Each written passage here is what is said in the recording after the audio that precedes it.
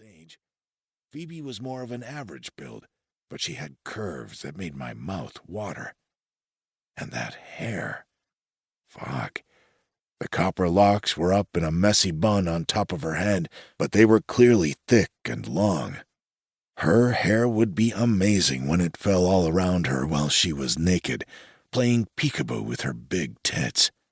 I knew without a doubt that I would eventually know what those silky-looking locks felt like wrapped around my hand while I fucked her from behind. I was drawn back to the present when Paul sobbed against Phoebe's shoulder. "I'm so damn sorry, sis. I never meant for you to be dragged into my mess. When I think about what could have happened to you, I'm okay. They didn't get anywhere near me," she reassured him as she patted his back before stepping away. "Sage is the one you owe the apology to, since she was here when they came looking for me." Paul turned toward them, his gaze darting toward Arrow before he looked at Sage. "You will never know how much I regret that you got hurt because of the shit I pulled. I am so sorry, Sage." Phoebe had been so focused on her brother that she hadn't noticed the small bandage and bruise on Sage's cheek until that moment, and she cried out, "You got hurt?" "Only a little," Sage reassured her with a soft smile. "I'm fine now." Phoebe's shoulders slumped. "I hate that you were hurt at all." I glanced at my watch and calculated how long it would take to get to the rehab center before they closed. We needed to hit the road. "Sorry to break this up."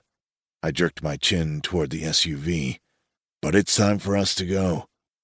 "Where are you taking him?" Phoebe cried, clutching her brother's arm as he tried to climb into the passenger seat of the SUV.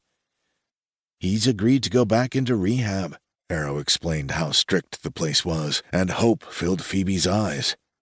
She turned to me, her lashes fluttering, and ensnared me in her beautiful blue orbs for a second.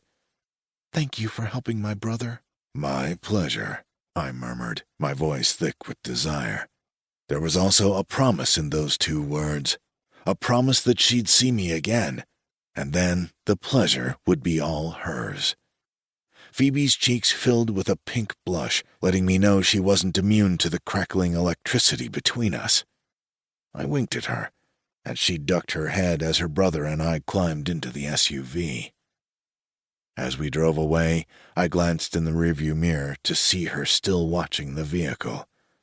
I knew I wanted her, but right then I realized I'd bit the dust along with my teammates. Phoebe was mine.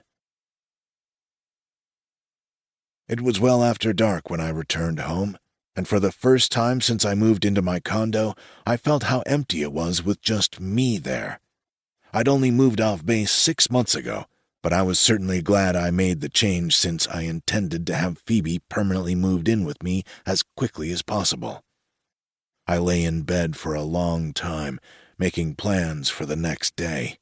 Grabbing Phoebe after work and kidnapping her didn't seem like the smartest idea, no matter how appealing it sounded. Dinner was a safer bet.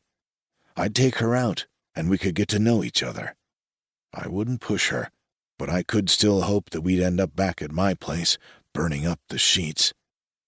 Eventually, I fell asleep, but my night was restless because I kept waking up hot and bothered by dreams about Phoebe. The sun was barely cresting the horizon when I gave up and padded into my bathroom to take an Arctic shower. My cell was ringing when I stepped out, and I wrapped a towel around my waist before hurrying out to the bedroom. When I saw who was calling, I sighed. A mission. For the first time since becoming a SEAL, I found myself wishing I didn't have to go. After receiving my orders, I called a friend who put me in touch with Jonah Carrington, who owned one of the best security companies in the world. He agreed to have eyes, female eyes, on my girl while I was gone. To protect her, of course, and to make sure no other males got anywhere near my Phoebe. Chapter 1. Phoebe.